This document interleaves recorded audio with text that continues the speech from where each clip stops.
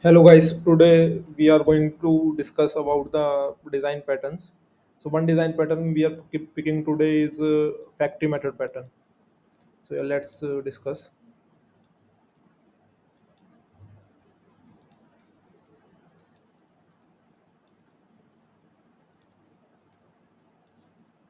So as the name implies, it is a factory method. So it means some factory is involved. So let's take an interesting example to understand the factory method completely. I will take some real world example. So suppose you owns one factory. So I am creating one factory of for you. So let's say as it's a factory, it manufacture something. So let's say manufacture pipe, maybe steel pipe. So let's say uh, our factory manufacture steel pipe, right? And in the coding convention, we can say it is a concrete class, right? And now we are defining one method, create pipe, right? So basically create pipe will manufacture one steel pipe and will give it to the customer. So if say this is customer asking for a steel pipe from our concrete factory, what it will do, create, it will call create pipe method and it will return a steel pipe, basically maybe something like this, right? So now, as the time goes by, more customer came, and they started asking for a plastic pipe. They were saying, "Give me plastic pipe," but the design is exactly same as an steel pipe. And as we do not manufacture the plastic pipe, we need to say no to lot of customers, right? And similarly, we can take another example where more customer came, and they started asking for aluminum pipe,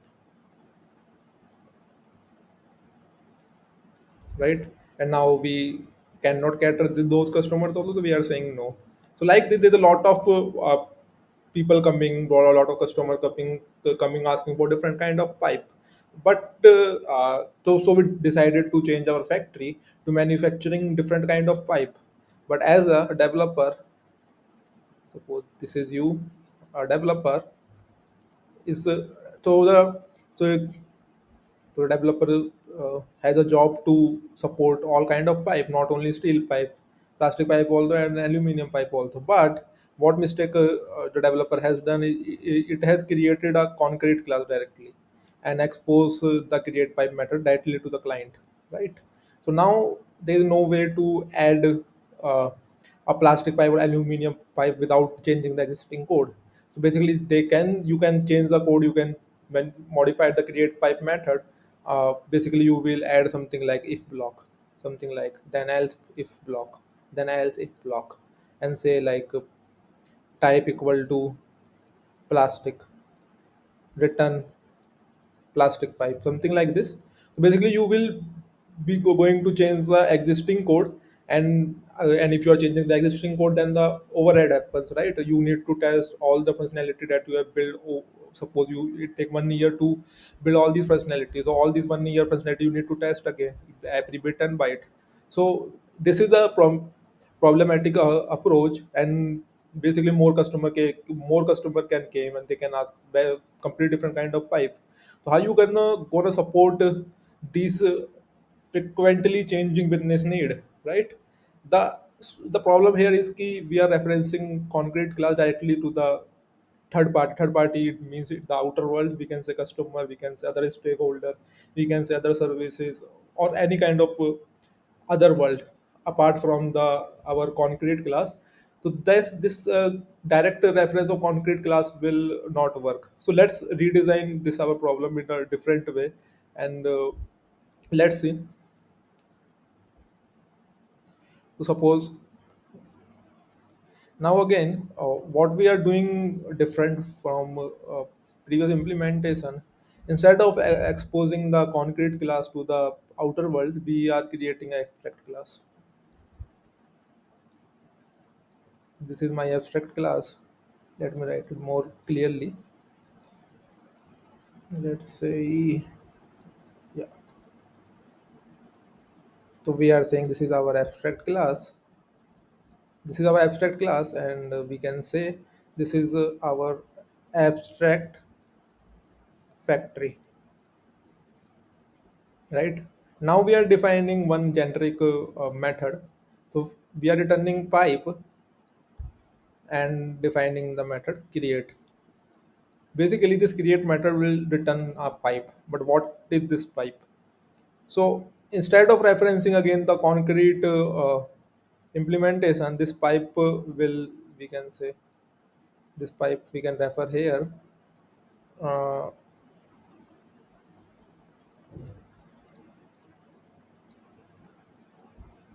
and this is again our abstract class. What is this abstract class name? Pipe. So basically, the return type is referencing the abstract class again. Now we can create different implementation easily. Like uh, let's support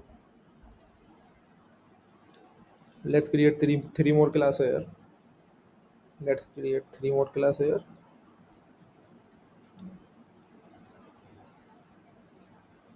One here, one here, and one here, right? So this is our concrete class basically. So we can say, let's say this is our steel pipe object. This is our, what we can say, plastic pipe object, and this is our uh, aluminum pipe right, object. So now these these three are concrete class, but it is behind the abstract. So in the runtime, you can basically behind the abstraction, you can inject any kind of pipe in the runtime. So if the customer asking for plastic pipe, in the return type of pipe method, basically we can inject plastic pipe, steel pipe, or aluminum pipe. So this is the power of abstraction, right? Defining the abstract class and the, again abstract class pipe, and then having different concrete implementation behind those abstract. So this is done. So now let's create our factory also. So what we can do, so this factory have more implementation. I am, due to space, I am just saying like this, something like this, and we can say it is implemented again by three factory. Let make it a little bit different color maybe. So this is different factories, right? And let's say our first factory name is uh, plastic pipe factory, and our second factory is aluminum pipe factory,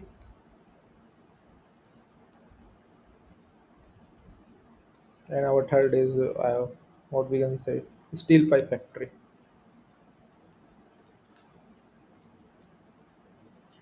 So now these all three are the concrete class basically. These are not abstract, but it is behind the abstracts. Basically, these three class are extending the abstract class and defining its implementation. So we can say it is defining, say, returning this is steel pipe of, sorry, this is plastic pipe, returning this object, plastic pipe. So let's say plastic pipe, and it need to define the method create, right? Same here, returning the aluminum pipe, right? But defining the method create. Similarly here, returning the steel pipe, but defining the method create. So basically, now we have three implementation of create method. One in the plastic pipe factory, one in the aluminum pipe factory, and another in the steel pipe factory, right? and we can, in the runtime, we can inject any factory behind the abstract, right? And that factory will create that particular pipe. So basically, plastic pipe factory responsibility is to create the plastic pipe. Similarly, aluminium pipe factory responsibility is to create the aluminium pipe. And similarly, steel pipe have the responsibility to create the steel pipe, basically, right? So this is the beauty of abstraction. So what flexibility it give to us, that like if I define any customer here and they are asking for whether plastic pipe or aluminium pipe or anything, blah blah blah, it we can directly inject any factory behind this abstract and can build those pipes. What other uh, what other convenience it provides? Suppose a new customer came and they started asking for completely different kind of pipe. Let's say, maybe I don't know about much material, let's say wooden pipe, but there is no wooden pipe as such, but yeah, let's say it's the wooden pipe. But we can easily can create another uh, pipe here, right? Wooden pipe, and create another factory, wooden pipe factory here, right? So basically, what convenience it is provided is not changing the existing code. I can independently test this and this, and it will not break the existing functionality, right? So this is the power of abstract. You can do modification in future and keep on, and you do abstraction that on the things that are keep on changing with time. So do remember that part. Yeah, so I hope you enjoyed the section. Let's create another video to do the coding part. I will take another example of abstract, sorry, factory method pattern. So yeah.